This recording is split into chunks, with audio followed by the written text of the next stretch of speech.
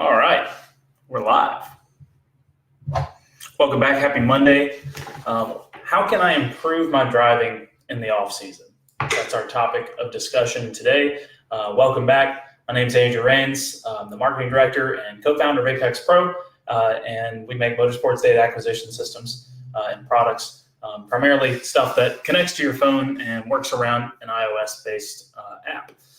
So if you haven't downloaded our app or know about our products, check out apextrackcoach.com. That's absolutely required if you're watching right now. Not really, but I'd appreciate it. So today we're going to dive into what can I do to improve during the off season? How can I improve my driving? Go ahead and let us know, just out of curiosity. We're kind of getting close to the end of the track season in a lot of parts of the country. Down here in Alabama, we are not, however. The winter is pretty mild, and we can do track stuff year-round. So be jealous. Also, if you want to move to Birmingham, let me know. I'll hook you up year-round track season. You can drive south to Florida, and they really have a year-round track season down there. But go ahead and like the comment what you did this past weekend. Did you go to the track? Did you work on your car? What did you do that was car or driving related this past weekend? That would really kind of spark the conversation. I was actually working on, I have a 944 Turbo, and I replaced the sunroof seal on it because it badly needed it. It doesn't squeak anymore, so I did a little bit of that. I wasn't at the racetrack. I will be for the next 2 weekends, so had to do some stuff around the house. So go ahead and hit the wow face if you can hear me, and go ahead and comment with what you did this past weekend. Marlon's watching from his office. Let us know where you're watching from and what you did this past weekend. I'm going to share this real quick onto my personal page, so give me just a second here. If you do want to share the video so that your friends can see this, that would really be helpful as well. So that'd be awesome. All right, so how can I improve my driving in the off season? I've got a list over here. I've got numbers 1 through 5, and I'm going to write up the things that we come up with over here. So if you have something that you bring up, I'll go ahead and write it down on the list right here. All right, so the first thing that I'm going to talk about is watching racing on TV. Right, totally passive thing. But if you're watching racing on TV, there's stuff that you can learn from what the professional drivers do and apply to even stuff in an HPDE environment. So I'm going to write that up here. So racing on TV.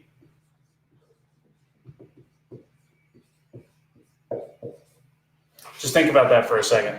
Sorry if you can't see that. That says racing on TV. All right. So Petit Le Mans was this past weekend. A lot of us probably watched that. Some of you are probably there. What can you learn, or what did you learn from watching Petit Le Mans that you can apply to your own driving? Let's think about it for a second. Comment in the comments if you think of something. Big takeaway that I had was watching drivers go through turn 1 at Road Atlanta. They never track out to the edge of the track. None of the classes do. Right? They only go, most of the way over. They use probably 80% of the track, but they leave a little more than half a car width, right? Thanks, Eric. Welcome. So they don't track out all the way at turn 1, right? So we can learn stuff like Ryan says, watches old touring car races on YouTube. Absolutely. All right, Nick, enjoy your dinner. So racing on TV, we can learn some things like drivers don't track out all the way at Road Atlanta. That's a very track-specific thing. A more macro thing is the general awareness or the passing. Sean says sims, lots and lots of sims. I wonder why you would say that, Sean. Absolutely. Sim racing, I'm going to put that down as number 2. That's a good one. If you have a sim rig or you have a buddy that has a sim rig, get some time in on the sim because that is going to help you. And I would really invest in learning the sim well enough that you can really apply it to your driving. That's a whole topic on its own, talking about sim racing. But sim racing can really apply to driving on the racetrack, but it really helps if you know the sim really well and you know the car that you're going to be driving really well. And that way you can kind of assimilate. So when I was preparing for a World Challenge race, I would drive the car that I felt behaved the most like the car I would be racing. And I would get enough laps in it that I could really kind of take myself out of that particular situation, and I could drive the sim kind of like I was driving the real car, right? Or I knew what was realistic and what wasn't. And that really helps. That helps me a lot. Clifford, welcome. Welcome, guys. Let us know what you did this past weekend. If you were at the track, working on your car, let us know in the comments. Hit the like button and the wow face. But big thing is let us know what you're doing this past weekend. And we were talking about how I can improve my driving in the off season. All right, so what else? We got racing on TV. We can learn from that. Again, this could be a topic in of itself. I learned that people don't track all the way out of Turn 1 to Road Atlanta because the road kind of falls off. That's in another one of our videos. Actually, I'll share that one because that's a really relevant video. Awareness of professional drivers, I think, is a really big thing that you can learn from watching racing on TV, and you can kind of start to get a sense for how to manage traffic really well. Ryan Hall also says fitness. I'm going to put our Road Atlanta, what to look for in your data video in here in the comments. Ryan says, take a racing school, hire a coach, go test in a low pressure situation. Fitness, absolutely. I'm going to put fitness up here out of all those because I think that's a big component. And I'm kind of speaking to people that might be in a northern climate where there's a lot of snow on the ground. They might not be able to get out to the track. If you have the budget to come south and do an event in Florida or at Barber Motorsports Park or in Texas or something, or Southern California in the winter, absolutely worth it. But I'm going to put fitness right here. Again, a whole topic in of itself. But fitness is a big deal in the car, right? Because it comes down to eliminating the lowest common denominator, right? Or eliminating variables. If you're in good shape, that's not something you have to worry about in the car. There is such a thing as driving fitness. I can definitely tell you if I get back in a car with slicks on it that produces a lot of grip, it takes a little while to get back up to speed, right? With just the amount of force that it puts on your body and getting comfortable with it. Cody says he went to a track day at COTA. Absolutely. Good off-season weather. Doran says watch lots of in-car video from various tracks, qualifying videos, crash avoidance, traffic management, and then common theme of kart racing. Indoor karting, great off-season activity. I would kind of put that up here, maybe something you can do similar to sim racing, say karting, implying indoor karting in the winter. Karting is a whole other topic we can talk about sometime. Maybe we'll get Davin Sertivant from Kart Pulse magazine on the phone. Ray Brake says, fitness, I'm out. Yeah, you know. John Kennelly with a crowd favorite answer, and analyze your 2019 Apex Pro data and share it with friends. Absolutely. I'll put that one up there in a minute. So I want to go back to Doran's comment. It says he watches lots of in-car video from various tracks, qualifying videos, crash avoidance. And really, above all of this stuff that we've already mentioned, the first thing that I should have put up here is, do you have goals for next year?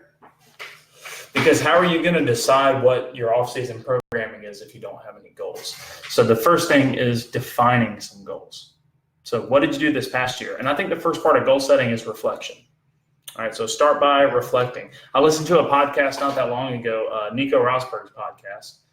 He was talking to Toto Wolff from Mercedes, and he said, Toto, it was the weirdest thing. I flew on the jet back from Singapore with you, from Singapore to their headquarters near Silverstone, England, near the racetrack, Milton Keynes, wherever it is, I don't know. He said I flew the whole 32-hour flight or 28-hour flight, whatever this huge long flight was. I flew back with you, and all you did was stare out the window the whole time, other than eating and a couple of bathroom breaks. You just stared out the window. And Toto says, people are always so focused on trying to accomplish something and do something all the time. But he said, I answer some of the most challenging questions that I face by just reflecting. He said, I set all of my goals by reflecting. Everything that I've ever accomplished, I've thought about what's happened and I reflect on it. So in order to establish your goals, and I'm sorry if I'm getting kind of philosophical, but reflect. Whatever happened this past weekend, right? At the racetrack, at the track, or in your garage, or whatever it was. And this can apply to anything, right? Reflection can. So first of all, reflect on your year, reflect on your last event, and set some goals for the next year. A lot of times we end up setting our goals going, okay, well, I couldn't get up to speed quick enough, and I went to 3 or 4 different tracks. So maybe I just need to get on the sim and I just need to drive those tracks until I'm blue in the face, right? Well, maybe that's the problem and maybe not, right? You don't know what the appropriate solution is. Maybe you're not in good enough shape to hop in the car and go fast right away, right? You kind of have to work up to it, and you're struggling, you're short of breath, or you're getting forced around in the car. Fitness gets more important the faster the car goes, obviously, the more G's that you pull. So let's hit some other ones up here. So I would say the most important thing here is set some goals for next year. Start by reflecting on your past year, and then write down, and I keep I don't want to call it a diary, but every single day I'm writing stuff in here. I almost write down goals for every day. But what I would do is just take a little notebook like this and just write in there, whatever your goal is. Work on initial brake application. Work on wheel rate. Maybe you turn the wheel really quickly, or in my case, something I tend to do, I tend to be too smooth with the steering wheel. When the car has grip, sometimes I don't ask it to turn as quickly as I could, which is funny because I started off autocrossing. Figure that one out.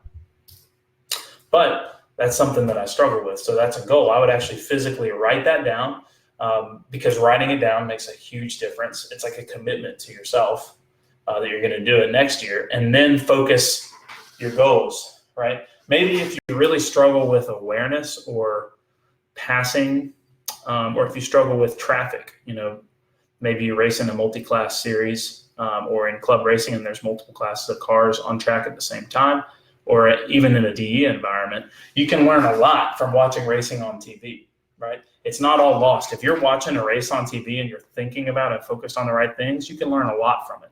You'll learn stuff like when it's most efficient to pass people so that you lose as little lap time as possible. That's what you'll see if you watch Petit Le Mans or the Daytona 24 or pro sports car racing.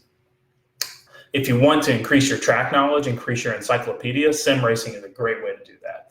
To go ahead and get the visual references in for every track. Also, sim racing and karting are great for your awareness and your racecraft, right? Those are two things that can really, really help you. And you can really mix all that up. And then fitness kind of goes hand in hand with karting as well. Karting could be your fitness if you do it right. Let's get a couple more things up here. So guys, if you're joining us, like, comment, let us know what you do in the off season to prepare. I've got 2 more things I need to fill in here for what we do in the off season that can prepare us for the next year.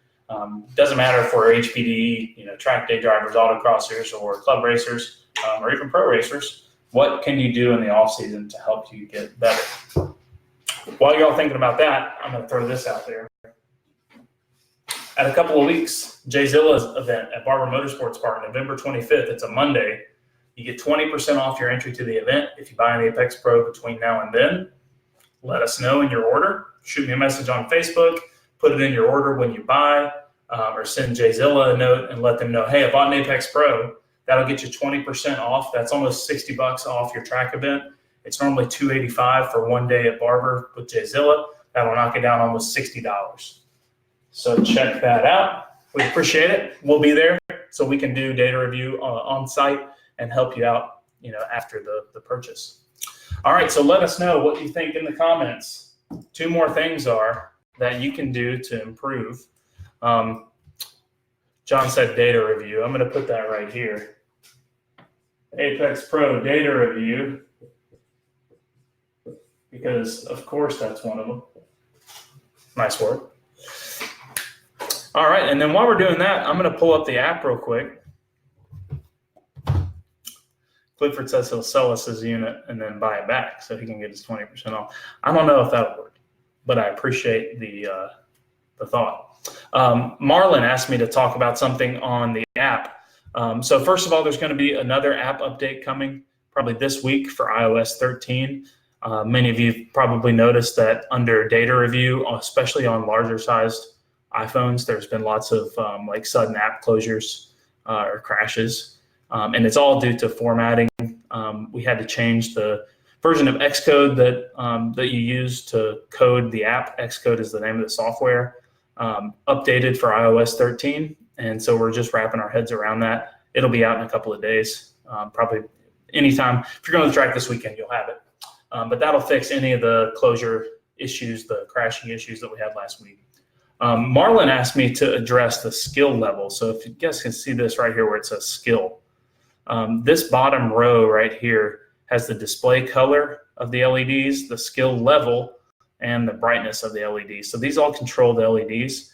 This skill level button is basically a resolution button. It starts at 2 stars. The highest is 3 stars. The lowest is 1 star.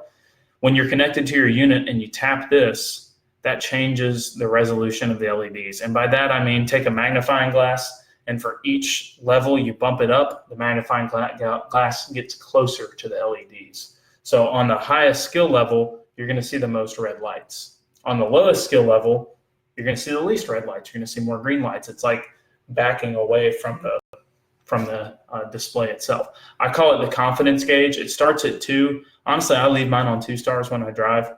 Sometimes I like to see that the display is all green because it helps me more to have that vote of confidence than being told that I'm slow. So if that helps, if you need more of that kind of kick in the pants, I want to see more red lights on the display, bump it up to 3 stars. That's what skill level does. Sam's heading to Australia to the World Time Attack to do some demos this weekend in Sydney. Right on, Sam. Sam is in Australia, so it's obviously different seasonality down there. So they are transitioning. I guess they're in spring right now, Sam. So it's about to turn into summer. Really cool. So let's get a couple more things up here. What else can we do in the off season to improve our driving? We've got racing on TV, sim racing or karting, fitness. We've got Apex Pro data review, which we're going to do all this. So yeah, spend some time, get yourself an iPad for Christmas, and dive into the Apex Pro app on the iPad for some additional functionality. You can spend some more time with your data and share it with your friends. John says, thanks. No problem. No problem. Also remember, guys, 20% off if you want to go to Jayzilla at Barber Motorsports Park on Monday, November 25th, and you don't own an Apex Pro, buy yours and get 20% off that track event.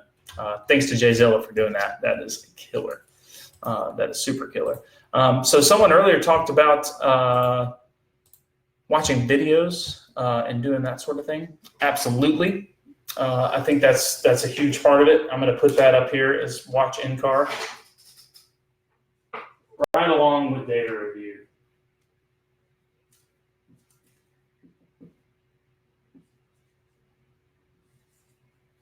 Watch in-car video and Apex Pro data review. Remember, when you watch in-car video, just be careful whose in-car video you watch. I'll just put that disclaimer out there, right? Make sure that you are looking at people's videos that you trust or that you know, or even better, talk to somebody. You know, if you're going to a track where you know somebody's kind of a local expert, they go there a lot, ask them to send you their favorite videos. Just make sure that you're doing that sort of thing. What about reading books? Anybody big into books? Oh, we got a couple of questions here. Eric says, Andrew, if you were running a 5-track race or TT season, how would you prioritize your track practice and budget? Great question. Thank you, Eric. So if I'm running a 5-track race or TT season, so let's say a regional NASA or SCCA season, going to do 8 to 10 events, 5 different tracks. How would I spread out my practice during the off season to prepare for that? Again, it comes down to what are your goals. Start there. Do you think it's realistic for you to win the championship in your class? If that's your goal, then you're going to prepare a little differently than if you're just trying to, maybe learn the chassis of the car that you're running and develop it. Or if you're just going for personal bests. I just want to be better than myself at each track, right? So that goal is really going to affect it. I tend to stay in the gym pretty regularly as I can, every other day or so for 30 to 45 minutes, nothing crazy. A little bit of cardio, a little bit of weightlifting, a lot of stretching. I think that's a big part for me that helps give me confidence that I'm in good shape. I ramp it up for like an endurance race. I did a race at Road Atlanta this past summer that just absolutely took it out of me. And if I was out of shape, I don't think it would have gone so well. So fitness has always been a pretty big part for me, and more so for the confidence than anything else. But because that's already kind of part of my program, I'm already doing it. That's not as much of an emphasis. I do think sim racing is important, especially when you're looking at budget. Do I think it's worth going out and spending a lot of money on a sim? I don't know. Talk to Sean Yoder. He can probably justify whether that would help or not. Mike Trash said, send a video into Racers 360. I'm going to put that right here. Absolutely. Let Dion and the gang review your video. That'll help. So to go back to Eric's question, what am I doing to prepare for my 5-track race and TT schedule? I'm definitely going to watch some in-car video. And then if I have data from the previous year, I'll use the data to make specific goals at every track and probably write those down. So again, I'll be going through my data. I'll pull up my phone. I'll go look at my previous best lap and several different laps out of that session. Maybe I'll make notes of what happened. The big thing that I would really like to do would be, let's say in 2019, I went to those 5 tracks and I was taking notes after the weekend. I was kind of taking a diary of, hey, the weather was like this. I did this to the car. I made those changes. I would almost type those notes up, make them a little more formal, and then set some goals for each track in like a binder or a notebook or something. For me, that helps a lot because that says, hey, I'm organized. I've got my paperwork. I've got my plan. I ran a 139 in Mid-Ohio last year. I want to be able to do at least that or better consistently instead of just a one zinger, right? Whatever your goal is, write it down, make it official, spend some time on it. I think that's a big part of when we say professional motorsports versus club racing or amateur motorsports. Pros that get paid to do it treat it as their job, right? So think about the things you do in your job every day. You spend a lot of time on stuff that, small things take a lot of time because you have to be detail-oriented. You have to be focused on every little aspect. If everything doesn't go right, then there could be a problem. Be the same way with your racing. So I would say working on that 5 different track season, I would mix it up between in-car video, racing on TV, and then I would make my notes in a notebook, type them up, put them in a binder so that I can reference those notes when I'm at the track the next year. That makes it super easy. You might even put in, some sort of, send yourself an email with the different links to your in-car videos and or you could even go in, and something I like to do is take my in-car video and then record audio over the top of it because talking helps me understand things a lot, and that helps me go faster. Marlon says, see you in NCM in a couple of weeks. Looking forward to sharing the track. We're looking forward to coming back to NCM. Doran says, read Optimum Drive by Paul Gerard. Great book. I read it as well. I thought it was really good. I would definitely recommend it. Anything that Ross Bentley does with Speed Secrets, worth reading in the off season. So I'll make that our last one. I'll say reading material.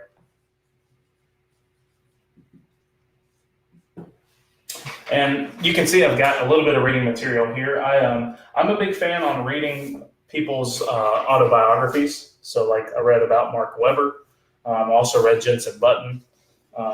Just because for me, the story is more compelling than a how-to book. I learn more when I can walk in someone's shoes and I can go, oh, wow, this is what Mark Webber had to do to make it to Formula One, or this is what he did to prepare to be on the racetrack or whatever it is. I find that kind of stuff helps me understand the sport. Then we've also got stuff like Ultimate Speed Secrets. That's kind of the Bible for driving, if you will. That's really good stuff. And then we've got some data analysis books, and then the rest are like business books and stuff like that. But I would definitely recommend some off-season reading. All right. Before we get out of here, I wanted to say a big congrats to my buddy Robbie Foley. He won Petit Le Mans this past weekend, sharing the car with Bill Auberlin. So congrats to Turner Motorsports and Robbie. We've been friends for a long time. He's taught me a lot about driving. He's been on Facebook Live with us. So I'll copy and paste that video with Robbie Foley right here. They finished second in the GTD championship and won Petit Le Mans. It was his first time out at Petit Le Mans, and he won it, which is fantastic. And Bill Auberlin got his 60th American sports car racing win to tie Scott Pruitt for the record on his birthday. So congrats to Bill. And Robbie's a killer dude. If you're getting really serious about your racing and you want to take it a step further and you need a pro level guy with IMSA experience, he's the way to do it. Also, we had Ryan Hall on here. Ryan is with Postine Hall Motorsports Development. They run in the Global MX5 Cup Series. If you need driver training or you want to go do an AER or a WRL race with them, let me know. I can put you in touch with Ryan. They run a great program. let us know. We can help you with anything. Sean Yoder says, reread anything from Ross Bentley. Absolutely. Ross has an eloquence, a way of describing what we do behind the wheel, unlike anyone else. So I would definitely recommend checking that out. All right, guys, those are the 5 things we got here. We've got set goals. Start by reflecting. Reflect on your year. Use that to set your goals. Racing on TV, watch it. It's important. It's important for a lot of different reasons, but I find I learned something that's new, relevant, different. And then when I really get benefit out of this is when I talk to Robbie and I'm like, hey, man, why do people do this in IMSA? Why does, tell me about it. And you'll hear stuff from Robbie like everybody turns in as early as they can. And there's all these things that happen in pro racing that make total sense when you think about it, but it really requires you to invest some time and some thought into it. Sim racing. Go find a buddy with a great sim rig, buy a sim rig and set it up yourself. I think Sean Yoder's on here with Nemesis Labs. I think he would tell you that spending a good chunk of change, a small race car, buy a used Honda Civic, right? Invest that amount of money into a sim rig will bring you a lot more value than you pay for it long term, because you'll learn a ton from using the sim. Indoor karting, especially if you live somewhere where you can't go outdoor karting. Down here, we don't have that problem as much in the Northeast. Fitness is really big, I think. It doesn't have to be crazy fitness. I mean, it could be as, something as simple as just walking or stretching, I think helps a lot. But just think about getting in and out of the race car with the roll cage. You need to at least be limber, right? Watch in-car video and review your Apex Pro data. I would do that as a part of your goal setting process as well. And then submitting videos to Racers 360, absolutely. Send them a video. Help that, again, goal setting. You'll get 3 things from your coach on how you can improve. Use that to help set your goals. And then the last one down here, reading. When you're at home with your family over the holidays, buy some books, commit to that, borrow them from a friend, take the initiative to do that, or reread what you already have. Let me know. I'd be happy to lend you a book for a week, but I want it back. All right, guys. We got a caption contest. That's the last thing. Caption contest is live tomorrow at noon on Facebook and on Instagram. We are giving away a smartphone mount to mount your phone in your car, race car, track car, street car, on the windshield, on the window of your office. It doesn't matter, but it's a great smartphone mount. We stock them and carry them.